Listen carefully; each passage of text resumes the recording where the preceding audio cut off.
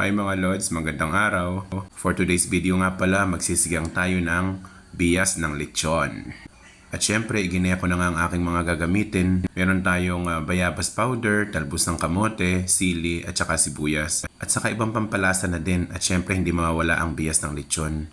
Una ko nga palang ginawa, nagpakulo ako ng tubig at diyan ko ihuhulog ang powder na guava. May pagguava, sosyal. Powder na bayabas nga pala. Ganyan kasi ginagawa ko, tinutunaw ko muna siya para nang nun mamaya patitiningin ko siya para yung residue o residue. Yung tining ba may iwan sa ilalim. At nagpakulo na nga ako ng tubig, nilagay ko ang sibuyas, pati sili. Ayan. So ganyan lang ako kasimple mga Lods magluto ng sinigang sa bayabas. Nilagyan ko rin ng patis, tsaka tinakpan at pakuluin natin. At ayan nga, maganda na ang kulo niya. Maya-maya lang ihuhulog ko na ang ating pata o ang ating bias ng lechon. Mga Lods, alam nyo, sobrang favorite ko talaga to. Alam nyo ba galing pa ng Pilipinas yung lechon na yan? Dinala ko pa dito sa abroad. Ayun, yung iba naninigas sa freezer para magtagal ba. Ayun lang, pakuluin lang natin ng pakuluin yan hanggang sa umiyak yung lasa ng baboy. May umiyak.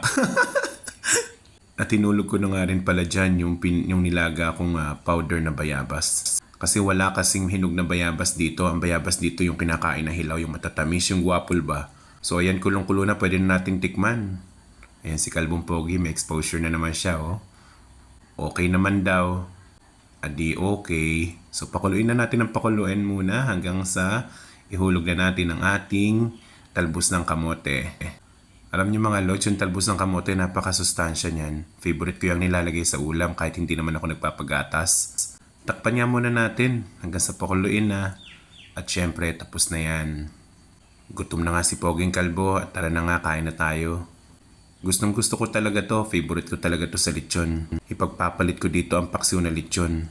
Sa totoong buhay nga pala, hindi naman din talaga ako mahilig kumain ng lechon. Ito lang talagang bias, sinasabawan ko. Minsan pwede rin yan sinigang sa sampalok, lalagyan ng gabi, the best din yon.